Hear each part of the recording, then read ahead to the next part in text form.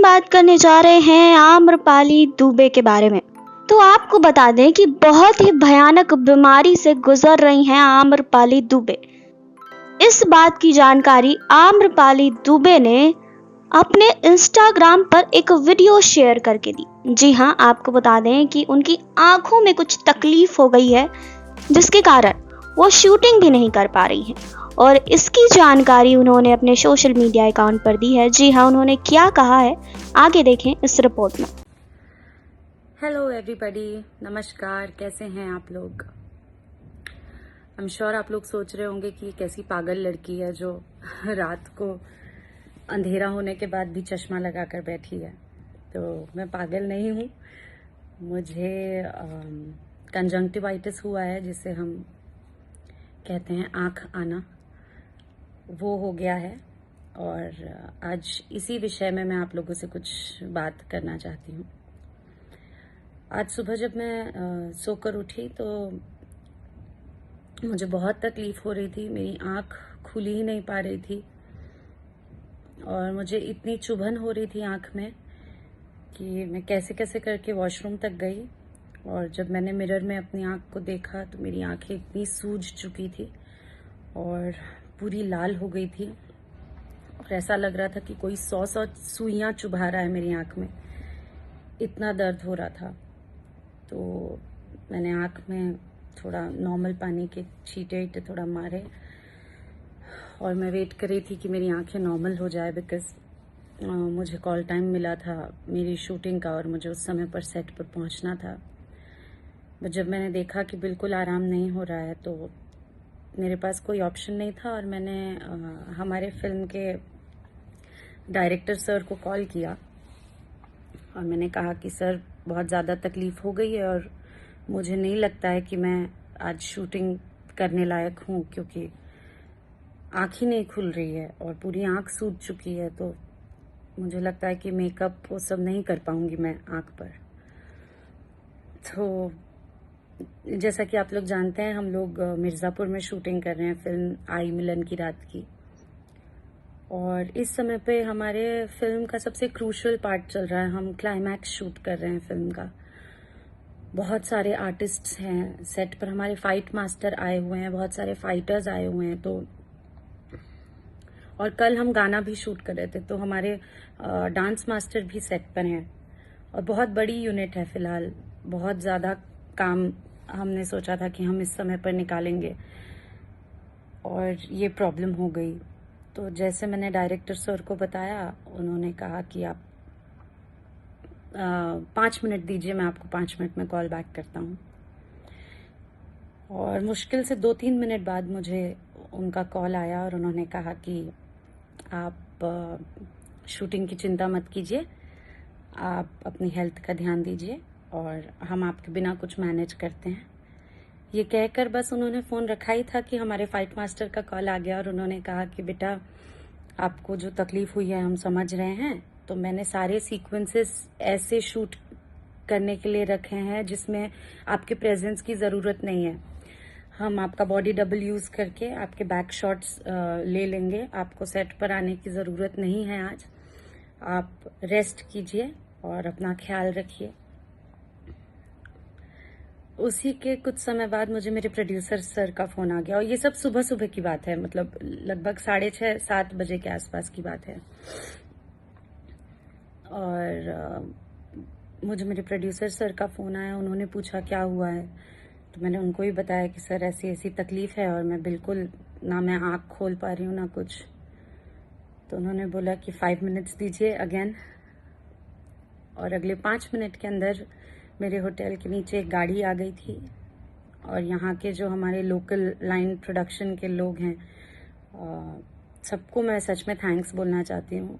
वो फट से उन्होंने मुझे गाड़ी में बिठाया और यहाँ पर एक बहुत अच्छा नेत्र चिकित्सालय है, बहुत एक अच्छा आई हॉस्पिटल है, वहाँ मुझे ले गए और डॉक्टर को दिखाया और फट से उन्होंने मुझे सारी ट्रीटमेंट्स दी, जो भी ज़रूरी है, जो भी चेकअप्स करने थे वो सारे चेकअप्स उन्होंने किए, मुझे आई ड्रॉप्स दिए और सारी चीज़ें जो ट्रीटमेंट के लिए ज़रूरी थी वो दिया। और मैं होटल में अपने कमरे में आके बैठ गई। इतने ज़्यादा आर्टिस्ट्स हैं, इतने ज़्यादा एक्टर्स हैं और सब लोगों की आगे दूसरी फिल्मों की डेट्स है और बहुत ही कट टू कट डेट्स होती है लोगों की, बहुत सारी कट टू कट डेट्स हैं। बट जैसे एक्टर्स को पता चला, जितने भी मेरे को एक्टर्स हैं उन्हें जैसे पता चला कि मेरी तबीयत इतनी ख़राब है, वो सारे एक्टर्स ने अपने अपने आगे जो भी उनकी चीज़ें लाइंड अप थी वहाँ सब जगह फ़ोन किया और सब ने पूछा कि क्या 1-2 दिन हम आगे बढ़ा सकते हैं आपकी शूटिंग, बिकॉज़ यहाँ पे जो हमारी आर्टिस्ट हैं उनको ऐसी तकलीफ हो गई है और ऐसे सिचुएशन में हम लोग फोर्स नहीं कर सकते जल्दी काम करने के लिए। और हर किसी ने मेरे लिए अपने आगे की शूटिंग डेट्स को मैनेज किया।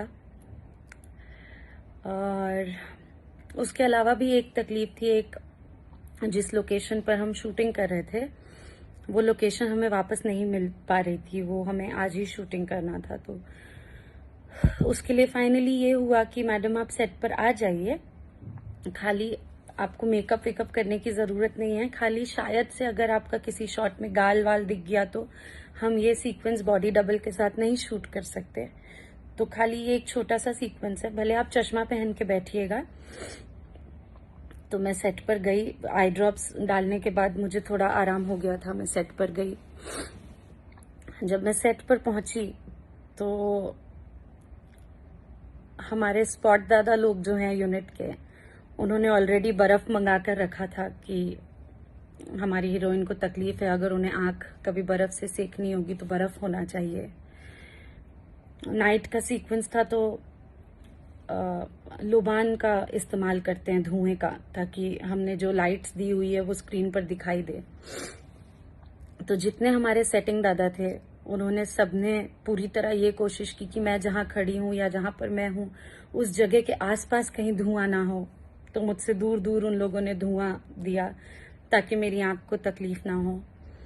जितने लाइट दादा थे वो लोग शॉट शुरू होने के पहले तक लाइट को कवर करके रखते थे एक थर्मोकॉल से, ताकि वो लाइट मेरी आंखों में ना पड़े और मेरी आंख में कोई दर्द या कोई चुभन उस लाइट की वजह से ना हो।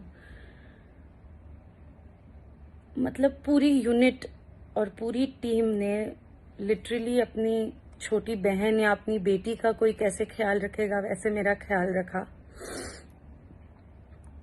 तो मैं यही कहना चाहती हूँ कि मैं कभी भी अगर टीवी खोलती हूँ या कोई न्यूज़पेपर पढ़ती हूँ या आम लोगों के मुंह से कोई बातें सुनती हूँ कि इंडस्ट्री बहुत ही डरावनी जगह है लड़कियों के लिए, लड़कों के लिए, और यहाँ के लोग अच्छे नहीं हैं, और अरे दलदल है, एक बार जाओगे तो घुसते चले जाओगे, ये सब बातें हमने सबने सुनी हुई है। पर आज का जो मेरा एक्सपीरियंस है उसके बाद मैं यही कह सकती हूँ कि जितना ख्याल ऐसे सिचुएशन में मेरे पेरेंट्स या मेरे जितने भी चाचा मामा जितने लोग हैं वो लोग जितना मेरा ख्याल रखे होते इस सिचुएशन में, उतना ही ख्याल मेरी यूनिट में हर किसी ने रखा। बहुत सारे लोग हैं जिनको मैं नाम से जानती भी नहीं थी, बहुत सारे ऐसे लाइट दादा है, यहाँ के लोकल लाइन प्रोडक्शन के जो लड़के हैं, सेटिंग दादा, स्पॉट दादा, ये सब लोगों ने आज मेरी इतनी हेल्प की है कि मैं बहुत ही लकी फील कर रही हूँ और मैं बहुत ही खुश महसूस कर रही हूँ कि मैं इस इंडस्ट्री का हिस्सा हूँ। और मुझे लगता है कि दुनिया में इससे अच्छी जगह हो नहीं सकती। होंगी शायद कुछ कमियां, होगा शायद कुछ लोगों के साथ शायद गलत एक्सपीरियंस हुआ होगा और मैं उनकी प्रॉब्लम्स को भी डिनाई नहीं करती, हुआ होगा उनके साथ गलत और इसलिए वो पब्लिकली आके बताते होंगे इस बारे में। बट मेरा एक्सपीरियंस इस इंडस्ट्री से यही है कि जैसे मेरा एक परिवार मेरे घर पर है वैसे मेरा दूसरा परिवार यहाँ पर है, और यहाँ के लोग हमेशा मुझे इतना ही प्यार करते हैं, हमेशा मेरी इतनी केयर करते हैं, और हम हर वक्त हर पल यही कोशिश करते हैं कि हम अच्छी फिल्में बनाएं, आप लोगों को प्राउड फील कराएं, जितना अच्छा हमसे हो सके छोटे से बजट में, छोटी सी यूनिट में जितना अच्छा हम काम कर सकें उतना अच्छा हम काम करते हैं, ताकि आप लोगों को अच्छी फिल्में देखने को मिल सके। और मैं यही रिक्वेस्ट करना चाहूंगी सबसे कि ये भी एक सच है हमारी इंडस्ट्री का, इस पे भी ध्यान दीजिए। ऐसे भी लोग हैं यहाँ और ऐसे भी ट्रीट करते हैं, इतना प्यार से भी रखते हैं जितना शायद कोई अपने घर की लड़की को रखेगा, उतना प्यार से मुझे यहाँ पे रखा गया है। तो मुझे लगा कि आप लोगों को ये बताना जरूरी है कि ये हिस्सा भी बहुत बड़ा हिस्सा है हमारी इंडस्ट्री का। और मैं चाहूंगी कि मैं अपने मरते दम तक, अपनी आखिरी सांस तक इस एंटरटेनमेंट इंडस्ट्री का हिस्सा रहूं। और आप सब लोगों का प्यार और आशीर्वाद ऐसे ही मुझ पे, मेरी पूरी इंडस्ट्री पे बना रहे। और आप लोग कभी अपना भरोसा मत उठने दीजिएगा हम लोग से, क्योंकि हम सच में बहुत मेहनत करते हैं और बहुत अच्छा काम करने की कोशिश करते हैं, ताकि आप सबके पास हम अच्छी फिल्में लेकर आ सकें। है कुछ कमियां, पर हम उसे भी सुधार देंगे। अपना प्यार ऐसे ही हम लोग पर बनाए रखिएगा। Thank you so much. तो आपने देखी अभी ये वीडियो। जी हाँ, हम आशा करते हैं कि जल्द ही आम्रपाली दुबे ठीक हो जाएं और अपनी शूटिंग पर वापस लौट जाएं। आप भी दुआ कीजिए और बने रहिए हमारे साथ। नेक्स्ट 9 भोजपुरिया से सुरभि की रिपोर्ट। नेक्स्ट 9 न्यूज़ भोजपुरिया के सब्सक्राइब करी और लेटेस्ट अपडेट खातिर बेल के आइकन वाला बटन दबाएं।